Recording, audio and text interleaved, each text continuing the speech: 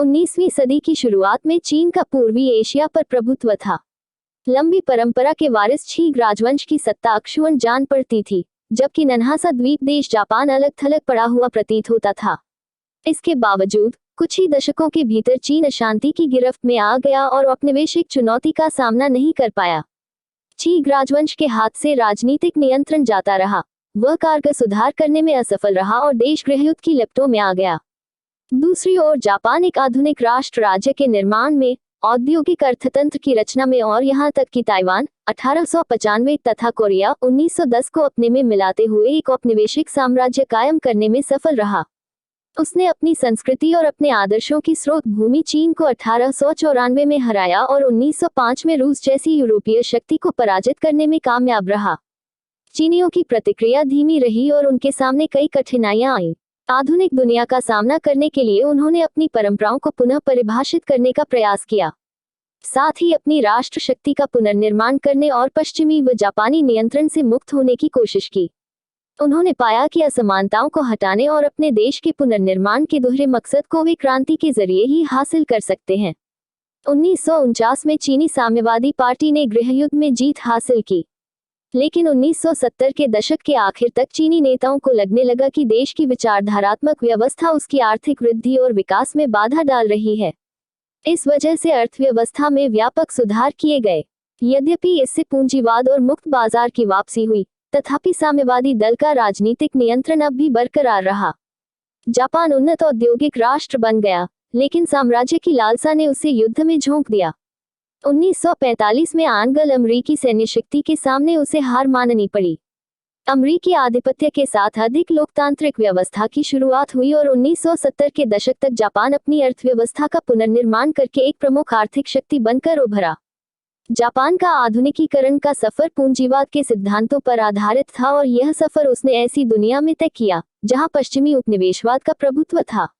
दूसरे देशों में जापान के विस्तार को पश्चिमी प्रभुत्व का विरोध करने और एशिया को आजाद कराने की मांग के आधार पर उचित ठहराया गया।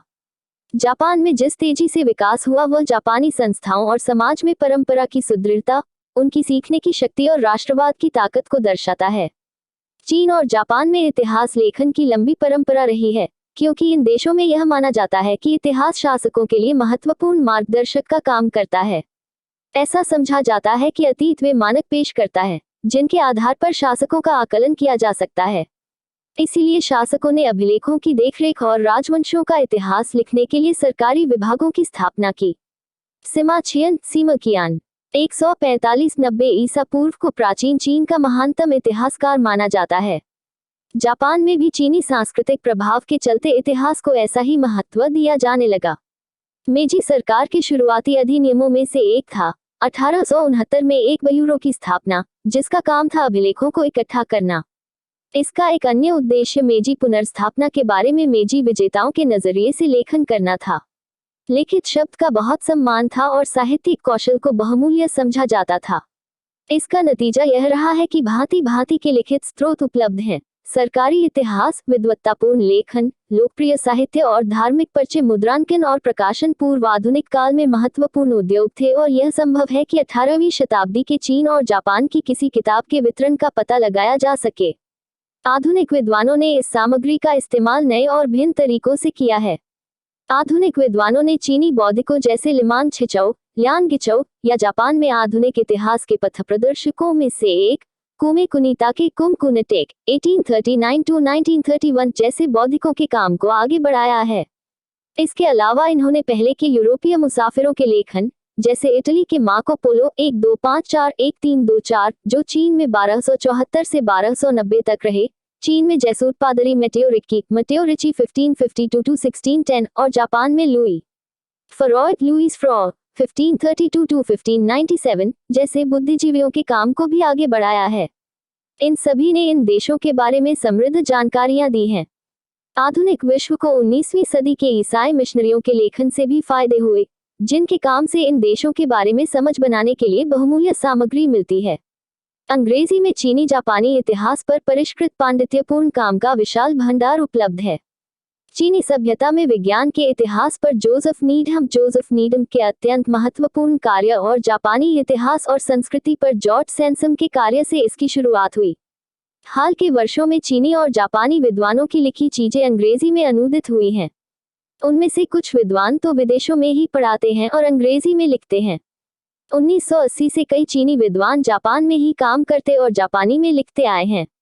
मतलब यह कि हमारे पास विश्व के कई हिस्सों से आने वाला विद्वत्तापूर्ण लेखन उपलब्ध है, जो हमें इन देशों का अधिक विस्तृत और गहन परिचय देता है। नाटो कोनन 1866 to 1934 ये चीन पर काम करने वाले प्रमुख जापानी विद्वान थे, जिनके लेखन ने अन्य जापानी लेखकों को प्रभावित किया। जापान में चीन का अध्ययन करने की लंबी परंपरा रही है। नाइतो ने अपने काम में पश्चिमी इतिहास लेखन की नई तकनीकों तथा अपने पत्रकारिता के अनुभवों का इस्तेमाल किया। उन्होंने 1907 में क्योतो विश्वविद्यालय में प्राच्य अध्ययन का विभाग बनाने में मदद की। शिनारन चीन पर 1914 में उन्होंने तर्क दिया कि गणतांत्रिक सरकार के जरिए चीनी सुंग राजवंश 960-1279 के काल से चले आ रहे अभिजात वर्ग के नियंत्रण और केंद्रीय सत्ता को खत्म कर सकते हैं। उनका मानना था कि स्थानीय समाज को पुनर्जीवित करने का यही रास्ता है और सुधार यहीं से शुरू होने चाहिए थे। उन्हें चीनी इतिहास में ऐसी क्षमताएं नजर आईं जो चीन को आधुनिक और लोकतांत्रिक बना सकती थी। उनके मुताबिक जापान चीन में एक अहम भूमिका निभा सकता था, लेकिन वे चीनी राष्ट्रवाद की शक्ति का सही आकलन नहीं कर पाए। परिचय। चीन और जापान के भौतिक भूगोल में काफी अंतर है। चीन विशालकाय महाद्वीपीय देश है जिसमें कई तरह की जलवायु वाले क्षेत्र है। मुख्य क्षेत्र में 3 प्रमुख नदियां हैं। पीली नदी हुआग है, यांगत्सी नदी छांगजियाक दुनिया की तीसरी सबसे लंबी नदी और पल नदी। देश का बहुत सा हिस्सा पहाड़ी है। हान सबसे प्रमुख जातीय समूह है और प्रमुख भाषा है चीनी पुतागहुआ, लेकिन कई और राष्ट्रीयताएं हैं, जैसे कि उइघुर हुई, माचू और तिब्बती। कैंटनीज कैंटगुंगजाओं की बोली ओए और शंघाईनीज शंघाई की बोली व जैसी बोलियों के अलावा कई अल्पसंख्यक भाषाएं भी बोली जाती हैं। चीनी खानों में क्षेत्रीय विविधता की झलक मिलती है और इसमें कम से कम 4 प्रमुख तरह के खाने देखे जा सकते हैं। सबसे प्रसिद्ध पाक प्रणाली दक्षिणी या कैंटोनी है, जो कैंटो व उसके आंतरिक क्षेत्रों की है। इसकी प्रसिद्धि इस बात से है कि विदेशों में रहने वाले ज्यादातर चीनी कैंटो प्रांत से आते हैं। जाना माना डिम सम शाब्दिक अर्थ दिल को छूना, यही का खाना है जो गुथे हुए आटे को सब्जी आदि भरकर उबालकर बनाए गए व्यंजन जैसा है। उत्तर में गेहूं मुख्य आहार है, जबकि सिचुआन में प्राचीन काल में बौद्ध भिक्षुओं द्वारा लाए गए मसाले और रेशम मार्ग के जरिए 15वीं सदी में पुर्तगाली व्यापारियों द्वारा लाई गई मिर्च के चलते खासा झालदार और तीखा खाना मिलता है। पूर्वी चीन में चावल और गेहूं दोनों खाए जाते हैं। इसके विपरीत जापान एक द्वीप श्रृंखला है जिसमें 4 सबसे बड़े द्वीप हैं, होन्शु क्यूशु शिकोकू और होकाइडो। ओकिनावा ओकिनावन द्वीपों की श्रृंखला सबसे दक्षिण में है। लगभग बहामास वाले ही अक्षांश पर मुख्य द्वीपों की 50% से अधिक जमीन पहाड़ी है। जापान बहुत ही सक्रिय भूकंप क्षेत्र में है। इन भौगोलिक परिस्थितियों ने वहां की वास्तुकला को प्रभावित किया है। अधिकतर जनसंख्या जापानी है, लेकिन कुछ आइनू अल्पसंख्यक और कुछ कोरिया के लोग हैं जिन्हें श्रमिक मजदूर के रूप में उस समय जापान लाया गया था जब कोरिया जापान का उपनिवेश था। जापान में पशुपालन की परंपरा नहीं है। चावल बुनियादी फसल है और मछली प्रोटीन का मुख्य स्रोत। कच्ची मछलियों साशिमी या सुशी अब दुनिया भर में बहुत लोकप्रिय हो गई है क्योंकि इसे बहुत सेहतमंद माना जाता है।